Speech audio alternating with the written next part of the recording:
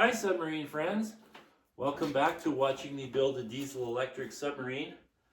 So I have just completed the steering system in the sub. This morning I actually added a little guide roller because the cable steering mechanism was not traveling smoothly through the ribs because I drilled a hole in the wrong spot. So I just put an extra pulley in there to realign the cable, and it works like a charm. So it's all bolted together now and working really nice. So I'm moving on to the next step. So what I want to work on now is getting ready to put the electric thruster motors on. So this right here is one of the motors that I'm using. So I'm putting two of these on the back, and I'll put one on the front for vertical motion to push the submarine down. Actually, it doesn't go in the front, I lied. It goes in the sail, so behind the conning tower in that enclosure. Anyways, we'll get to that down the road. So these are just Minn Kota trolling motors that I've modified. So the way I'm going to use them in this particular sub, because it's such a shallow diving sub, this motor right here has a fitting that I've attached to it. And what that does is it puts air inside the motor. So this motor here has been like 400 feet deep, no problem at all. And the way that that works is the deeper the submarine goes, the air pressure inside the motor needs to increase to match the ambient pressure. So that's the pressure in the water at that depth. So what I used to do, well, what I do on the deeper diving submarines is I use a first stage scuba regulator on a scuba tank, which feeds another first stage regulator with the spring removed. So what that does is it takes 160 psi from the first stage regulator and it drops it to 2 psi over ambient. So no matter how deep it is, it's going to be 2 psi greater. So the motor thinks it's at the surface because the pressure inside is 2 pounds higher than the pressure. The pressure inside is 2 psi higher than the pressure outside. So the seal doesn't realize that it's deep because the pressure is almost the same on both sides. So instead of using that whole regulator system, I'm simply putting an airbag, so a suspension vehicle airbag, in the back ballast tank. And it's just going to be relaxed and opened.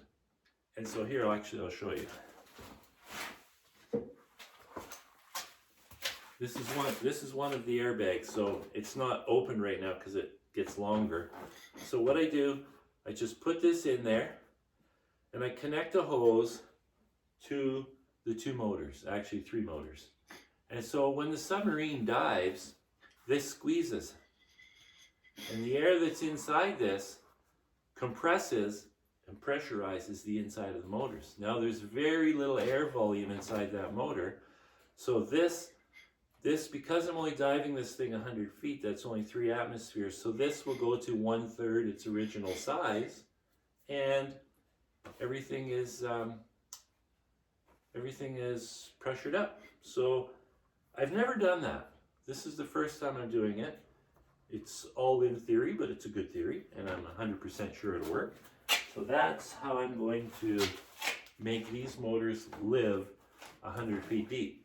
Now, I need to send electricity to them, so that's what I'm working on today. And I've made an electric penetrator to carry electricity from the inside of the sub to the outside of the sub. So this right here is a little plastic piece right here, and I machined that on my lathe. Then I drilled and threaded so I could put 4 rods in. These are quarter-inch threaded rods. And then I drilled holes in the end of the rods so that wires can go in the end of the rods. And then I crimp it and shrink tube it. So now this fitting is what's going to be the body of the penetrator. So this here is machined to fit in there just nice like that. See? Doesn't fall out. I'm going to put a little smear of silicone on it still. Then I'm going to fill this. You can either fill it with epoxy I use casting resin because I have casting resin. So I'll fill it with casting resin, and that creates the seal, and the electricity travels through the rods. Now, once that's cured and the wires are attached, crimped, and then shrink tubed, this will be slid over, which is just a plastic irrigation fitting, and that'll slide over, and it'll go on a couple of threads like that, and then this will get filled with silicone or something like that, just to help seal up around those shrink tube fittings. And then the 4 wires simply come out of this shrink tube to this. So it becomes a pretty clean, nice penetrator. Now, I've done this many times, and this is exactly how I make them for any depth that I'm going.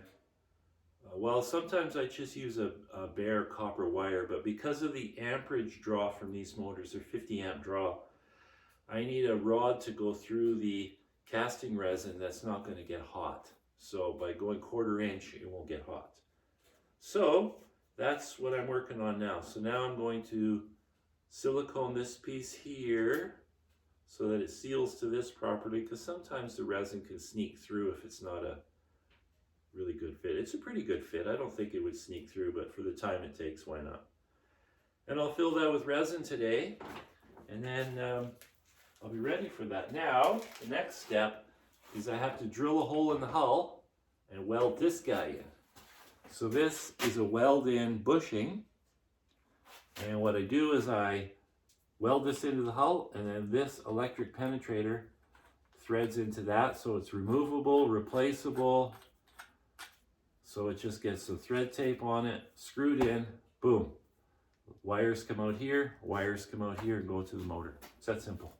Works really well. I've never had a problem with this, and I always test these well beyond the depth that I'm going to.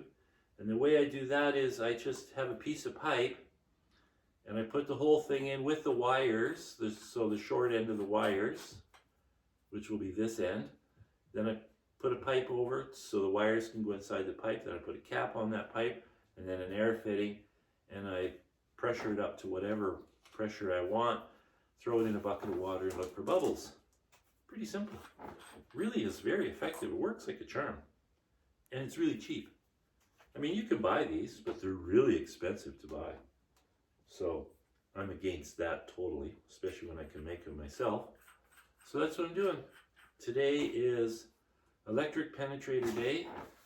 And so what I'm going to do, I'm going to bring the whole back section of the submarine, which I cut off, and I'm going to put it beside the main hull, because there's enough room in the shop, so that I can get the motors all mounted up, get the wiring all done in there.